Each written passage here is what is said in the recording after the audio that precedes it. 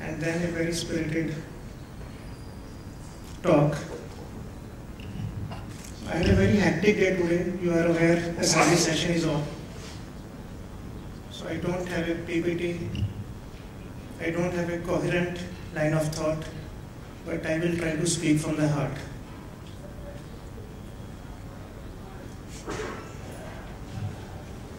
A year back, I wrote a paper called Ego 0.0. Everybody was talking of Ego of 2.0, 3.0. So I said, let's talk about Ego of 0.0. The fundamentals of e-governance, and basically it starts with saying that if any department wants to computerize, as an administrator, पहले अपने दिल पे हाथ रखो, पूछो कि as a citizen ये department होना भी चाहिए कि नहीं. 90% of the time, the answer will be no. So rather than computerizing, please try to close the department.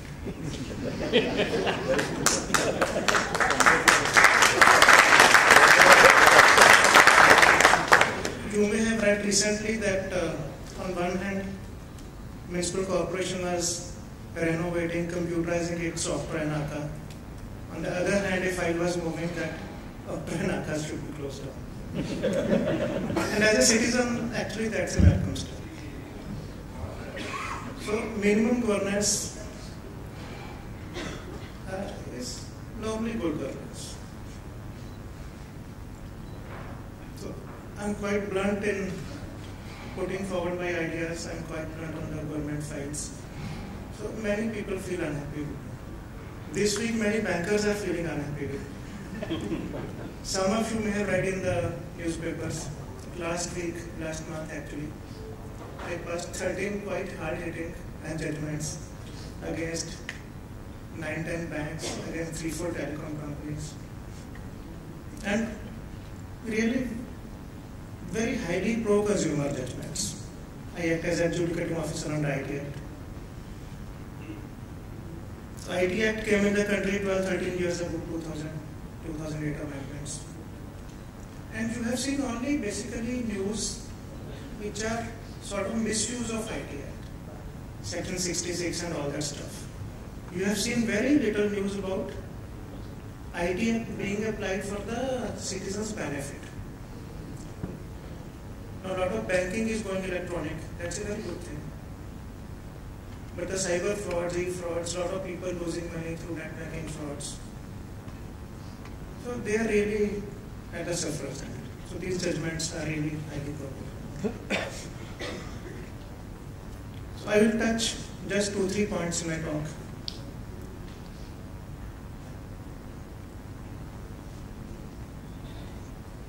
Maybe being an Agarwal, being a Banyan, ऐसे कि कोई भी कंप्यूटराइजेशन करना है तो मनी ट्रेल को पकड़ो. पैसा आता कहाँ से, जाता कहाँ से. So we talk about Indian industry not being, Indian manufacturing sector not really coming up. We acting as cyber police, as software coders for other. So what do you really need? You need good infra. I am firm believer more than basically tax tweaking and all. It is ultimately bijli, pani, sadak. You want to set up a good manufacturing plant, what you need is electricity, reliable electricity, low cost, good water, all the fabricates need real huge amounts of water, and good transport sector. So for good infra, the government revenues and the government spending, that has really to be managed quite well, using a lot of IT tools. So that is actually where a lot of your business also lies. In Maharashtra, on the revenue side, we earn about 125,000 crores per annum in Maharashtra from taxation. We get about 20-30,000 crores from Government of India, so our budget is about 1.5 lakh crores per annum. So out of which sale tax is about 65,000 crore rupees.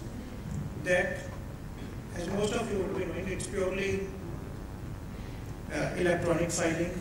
you pay money through only net banking channels, the sales tax. The refund part is still quite pathetic. Refunds can still take 3 to 4 years. But the money coming to government, the filing part, that's quite welcome. Similarly, excise, transport, so a lot of money is coming through net banking channels. So about 80 to 90% money actually coming to government through taxation is coming through net banking channels. So that's taken well care of. Now on the spending sector, that's where use of IT can really change your and my life, taxpayers' life. Rajiv Gandhi famously said around 85, कि 101 रुपया निकलता 15 पैसा पहुंचता है के पास. So if spending can be made efficient, lot of money can be saved, which can be pushed into infra, बिजली पानी से. So which can really transform our industry and transform citizens' lives. Now in the treasuries, about 80% of Maharashtra's bills have gone out RTGS. So that's where I am pushing really very tightly. That in our treasuries we should simply not have checkbooks at all. All of you know that it's painful to pay taxes to the government, but to get a check from the government, how painful it can be. All of you know that. As a businessman, as a citizen, as a beneficiary. So 80-90% of it is now totally RTGS. So money goes, you don't have to actually do 10 check-up to a government office. So now we are trying to say that treasuries should actually, checkbook should be banned. So that should happen probably by May end. Now another good project which has happened in the meanwhile, which can transform the way money is spent, is UID. The Aadhaar project. As a citizen, the enrollment experience is absolutely third rate. Huge lines, people asking 100, 200 rupees, but at the back end, fantastic things are happening. And I am proud to say that 70-80% of the back end innovations are happening in Maharashtra. And Nandan Nilekani has acknowledged it publicly also at a number of forums. A lot of innovations, a lot of ideas are coming from my team here in Maharashtra. Our assessment is it can save actually 20%, 30%, 40% in a number of schemes. Scheme after scheme we are picking up. Ration card data, seeding it with UID numbers. Children's scholarship schemes, seeding them with UID numbers. Everywhere. Just like you have a golden ratio, there is a bloody golden ratio of 30% on an average. 20% beneficiaries, 30% beneficiaries. They are fake. So, if UID is really done well, integrated into all the schemes, the backend is functioning well. Just imagine 20%, 30% savings of what amount? The subsidy at the moment in the country is 3 lakh crores per annum. 20-30% of it can be 1 lakh crore. Even if the scheme is 30% effective, 30-40,000 crores per annum can really transform our infrastructure. So that is one part. So money comes, money goes, better spending, UID framework, that is one. Second, which our DIT Secretariat Government of India, Mr. Satyanarayana is focusing on is e-transactions. That citizens' interface with government should be painless, sitting at home, going to nearby cyber cafe. They should be able to transact, pay utility bills, get various certificates. So he says on DIT Electronic Niketan Delhi there should be a LCD on the top. So many e-transactions done. But at a few forums I have said that we would like to go beyond e-transactions, where E stands for eliminated transaction. That's actually better than an electronic transaction. And it's really possible. Just as I said, it's possible to close down a few government departments. It's actually possible to reduce the number of certificates the government issues. For example, in Maharashtra there was a rule that after 10th standard, when kids go to junior college, every year lakhs of kids go to junior college, 11th standard. They have to produce a domicile certificate. So in the month of May and June, you will find thousands of kids at each tehsil office, collector office, so lots of crowds going around. So people came with innovative ideas. People said we will hold special camps, collector tehsildar will be there. So special camps were held. Then it went into e-transaction mode, so that you can go to cyber cafe, give 20 rupees, get your seat, and then after 2 days get the certificate. Last year, something good happened. E stood for eliminated transaction. Somebody said, if the kids have passed 10th standard from Maharashtra, then in 11th, why do you ask for domicile? Only if he is coming from outside, he has done 10th outside somewhere, ask for his domicile. So the whole business vanished. So the kids were happy. Education department after a while, okay, they also said, okay, burden come ho gaya, theek hai.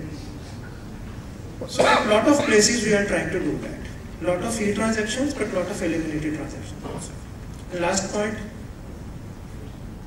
since BSc CIO is here, I am telling my land department, since last month I am after that Satbara, how to get a copy of Satbara, many of you know that. It's quite a pain in the, you know what. So they are trying to go e-way, e-talaki, e-chavdi, e-mojni karte hain, so survey thing you can actually apply online and all that stuff. But I am telling them, why are you actually, you can download Satbara at home. So the mentality is still there that there is a paper. There is a document which you can download, you can digitally sign. Why can't we go totally demat like share market?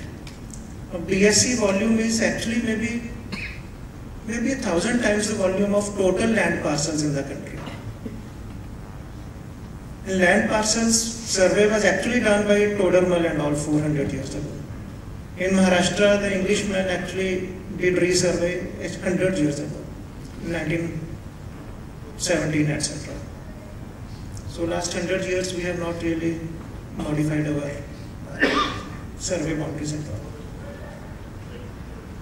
So the BSc volume is at least 1,000 times more than the entire number of land parcels in the country. If BSc, with the help of private players, with a little bit of regulatory push, they could demat the entire country's share certificates, which are sort of a mirror of the land record. Just like in a share, there is an owner, you can basically sell out shares, you can hypothecate them. So same things are with Satbara, land parcels. So why can't the same system be adopted? Why can't the entire land system be made actually paperless and dematted? So that is one aspect I am focusing on. So these are the broad ideas. Money comes, money goes, focusing on that. E-transactions, focusing on that. Identity framework, focusing on that. Focusing on business intelligence tools. First presentation was on BI tools. In sale tax, rather than having 100 people raid 100 factories, it's much easy to just use a bit of intelligence, business intelligence, share a bit of data. Now more and more departments are actually sharing data, which is good for the government, mostly bad for the businessman, and sometimes bad for the citizens also. For example, I will just give one example that sales tax and Octroi, they share data, and people thought that sales tax would improve. Basically, sales tax guys were working on it. It went other way around. It was found that Octroi was being evaded. So Octroi fancy GM actually, due to that event, which happened in office, went by 1 crore per day. That was the kind of thing which was a result of business intelligence tools. The last point from my side. So, as Secretary IT, I am supervising about 200-300 projects. I advise all various departments.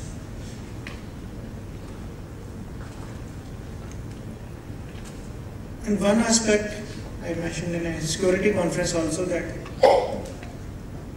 I'm wearing two hats. One is I'm doing quite a few things on privacy issues. There is only one judgment in the country on basically upholding privacy in the country that I passed about last year. It's called Madhvika Joshi case. It was between two engineers, husband and wife, in a dowry case, where I said that wife had no right logging into husband's email and taking those printouts. In that judgment, I say that wife or husband has no right to pick up your mobile phone, look at your last dialed call, or read your SMSs. It's an extremist judgment. It's an extremist judgment. It was upheld by Delhi High Court, so now it's case law. It's the only judgment in the country of its kind. But I am also handling two other projects which really impinge on privacy. One is UID, the other is Mumbai CCTV. So as a bureaucrat, we have to balance many aspects. So on one hand, highly proactive kind of privacy judgment. On the other hand, these two projects. Similarly, on one hand, trying to promote use of electronic money transfers. On the other hand, coming down very heavily on the banks for lacuna in that. So I know all of you are waiting for food. So I will stop here, maybe one or two questions, because till now it has been sort of one-sided interaction. So I'm cutting down on my talk to at least hear one or two questions. Yeah, please. This electoral payroll, this electoral roll, election commission, why we can't connect it with the UID? Why we need every year review? Why we cannot use UID and connect the election electoral roll and make it itself automatic? Yeah, that's a good question. Yeah. I was in Election Commission of India for 4 years, 2003 to 7. There I merged two databases, the voter list and the voter card. So after that, from 2005 onwards, you see voter list has your photograph. So that had a huge impact in Bihar and UP on fake voting. So you are right. In South Korea, for example, even in Taiwan, they have just one database of citizens. One country home department maintains it. Another department is there. So any citizen changes his address, he tells one government department 18 days before so they don't have a separate voter list. 18 days before the election, they just print the voter list, basically as per the parliament or assembly boundaries.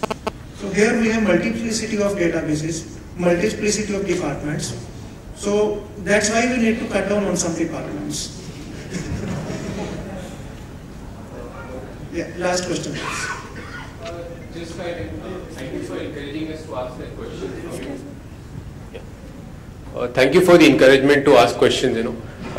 Sometimes it's difficult to ask questions from government. But my question is, giving example of UID. Sometimes when I look at the kind of news which comes in newspapers, I really feel amused and surprised that why do we have two government programs going after the same data? For example, NPR, National Population Register, and we also have a UID going parallelly. So I'm really confused to understand that which one has what benefits and why do we need both the programs to run nationally, parallelly. I also saw a recent newspaper report where Prime Minister had to chair a meeting with Mr. Chidambaram and maybe somebody on the other side to try and demarcate the area for both the guys. So somebody doing half India, somebody doing half India. So this is something which is very amusing and surprising, and I guess maybe you can just help us to understand this. Thank you. I am as clueless as you are. But many times it is turf war. So some sort of compromise was evolved, half of country. And luckily, one good thing is happening that even NPR data that is being sent to UID, those packets are going into UID and UID number is being generated. So the two databases are getting linked up. Why there should be two agencies in the beginning at all? That's the right question to ask, but I have no answer. But ultimately the two are yielding one UID number. So that's the good part. Please help us to save that money. So when we will see security surveillance in Bombay implemented with so many bomb blasts and so many things? Sir will be here only, so we can take the question offline because next thing is going to happen. All right. Thank you so much.